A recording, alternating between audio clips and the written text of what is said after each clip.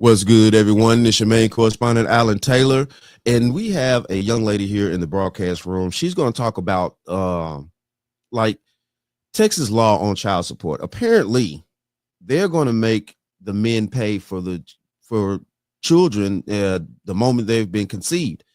Now, this is going to get very tricky. I don't understand how they're going to be able to just put somebody's name on the documentation right at conception. It's going to get weird here. So we're going to dive off into this. We're going to see what she has to say. Quarters, nickels, and dimes, people. If you get a woman pregnant in the state of Texas, you will have to pay child support from the moment that that child is conceived.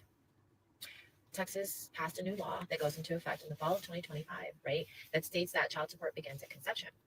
Now, one may ask, why the change, right? So as we all know, Texas has some of the strictest abortion laws, right? Requiring women to basically have babies. They're unable to terminate pregnancies. And there's lots of restrictions, right, in place for women. So they're forcing them to have children that they may not be able to take care of. The father is MIA, whatever the situation may be, okay? And so everyone asks, like, why is it that men just basically get to skate and a woman is stuck left holding the bag? So it's like, no, wait a minute, just stay tuned. So basically, men, okay, child support typically starts when the baby is born, right? Negating the fact that that woman has had medical bills for 9-10 months, right?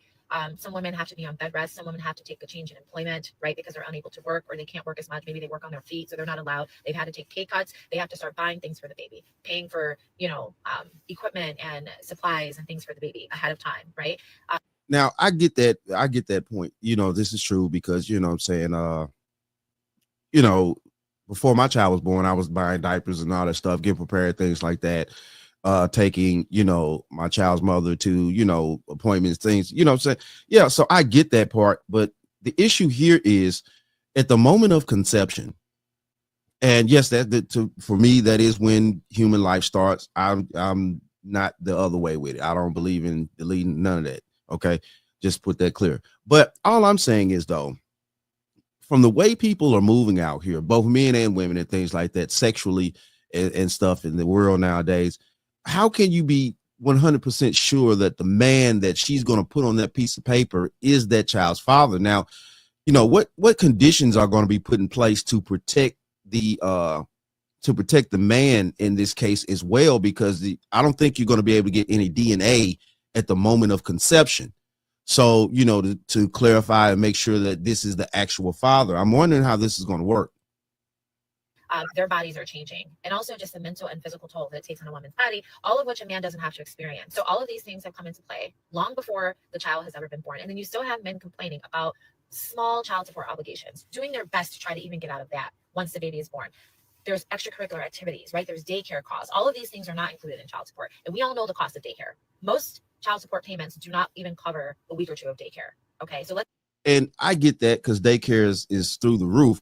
But all I'm saying is, too, at this point, women get, especially when they're not married and they're having children out of wedlock, they do get amenities from, basically these programs, SNAP, all this type of stuff, the house vouchers and vouchers for other things. And also, I think they made some, I'm thinking it's depending on where you live. You may even get vouchers for daycare. So, it's not like these women are not getting any type of, amenities and stuff like that when they're having these children. Let's just be real, right? So that woman has to find childcare. She has to try to go to work, and the guy is complaining because he has to pay $400, $500 a month. Okay, so this law, which makes total sense, it's like, why should you get to just spread your seed all over? That woman is left carrying the bag from day one, right?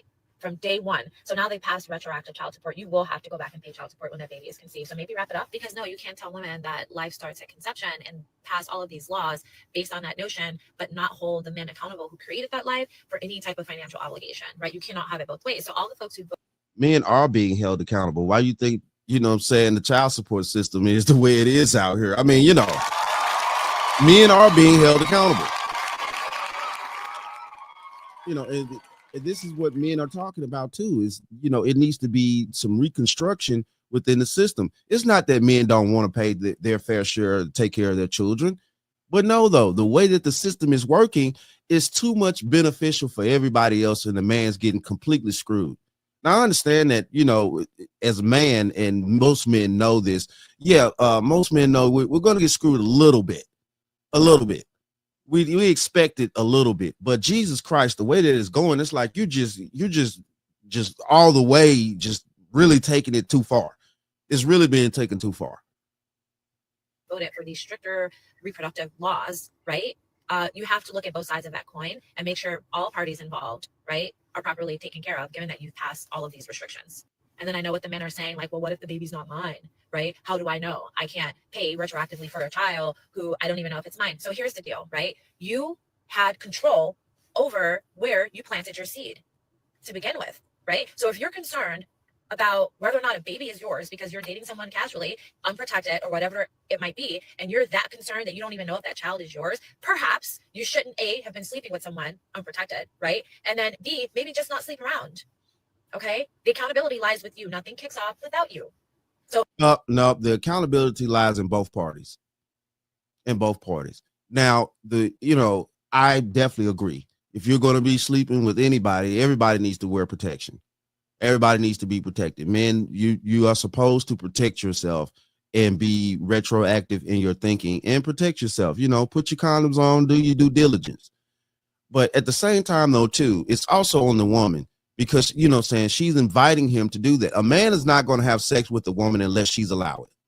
Period. And in logical thinking cases. Now, I get other stuff happens, but this is not what we're talking about here.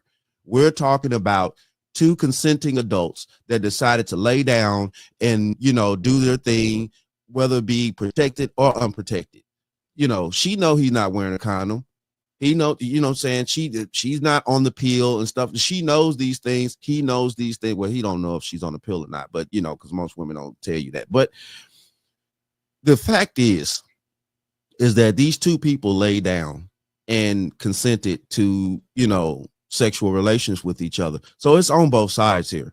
We got to stop with this one-sided, like women are just, these innocent people out here and they don't have a part to play in this situation. So if you're concerned about, well, maybe the child's not mine, right? Let's have that thought process, right? And put those proactive measures in place before you lay down with women, right? And we also know that most women are not just sleeping with one man.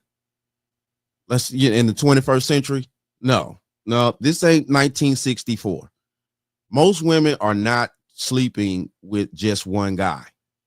If she has a guy for the food guy, the bill guy, the guy do other little things, the fixed guy, stuff like that, she's sleeping with at least two of them guys, bro. Ain't all the men in her life ain't gonna be doing all that stuff for nothing.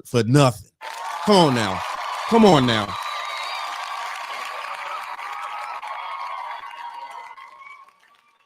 Before you choose a woman that you lay down with, how about you do that? Because the reality is the burden has and always been on the woman, no matter what, right? No one has to help her or do anything until that child is born, okay? And what we're saying is most of the time, the baby belongs to the man who is at the forefront of the situation, right? Yes, you have some cases where maybe women don't quite know. Those cases are usually the rarity, right? So in the United States, okay, let me talk about the United States because I know maybe that's not the rarity, because if you look at the numbers around here, I think it's like over 30% of the women don't even know who the fuck the child belonged to. If you look at the stats. Now, I don't have the stats right in front of me, but you can Google it. It's there. I've seen it, but I don't have them in front of me. But I'm saying though, it's like over 30% of the children found out not to be the father's not even their father. That's 30%. That's a high ass number. So, what I'm saying? What she talking about right now is totally out the side of her neck, because these are facts here. Most of these women are sleeping with multiple men, and they really low key don't know who the father is. Be different in other areas in other countries, but in the United States, when you're, sleeping with somebody, usually you know who the dad is. Okay. Now, guys may try to deny it because they're like, well, I think I should go and get, okay, fine, get your DNA test, but you're still going to pay. You're still going to pay retroactive child support. And if you don't want someone to just willy-nilly be able to put your name down on a child support case, okay, before the baby's born, because this can go for anybody. Any woman can say that you are the father, right? This should be a huge wake-up call to men to stop sleeping around. No, it should be a huge wake-up call to women as well to stop sleeping around as well, because it takes two to tango. Now, with this particular situation here, from what this young lady's saying. Now, it's a few things that I need to know. Like I said, okay, if you're going to pay for the child at the moment of conception, yes, this is the DNA involved. Is he actually the father? How are you going to figure this out if you're going to immediately start taking money from him? And then, okay, let's say you can't get the DNA until the child is born. After the child is born, and then you find out that this man is not the father, will he get back pay for what he's paid? And also on top of that, will we actually go after and try to really find who the actual father is, and then make him pay the man that's actually been paying? You see, I mean, it's levels to this stuff right here, man. I get it, what Texas is trying to do. Okay, fine. But all I'm saying is, though, in most cases, like I said, it's over 30% of the children that don't belong to the fathers that are on the paper and stuff like that. And how is this going to work?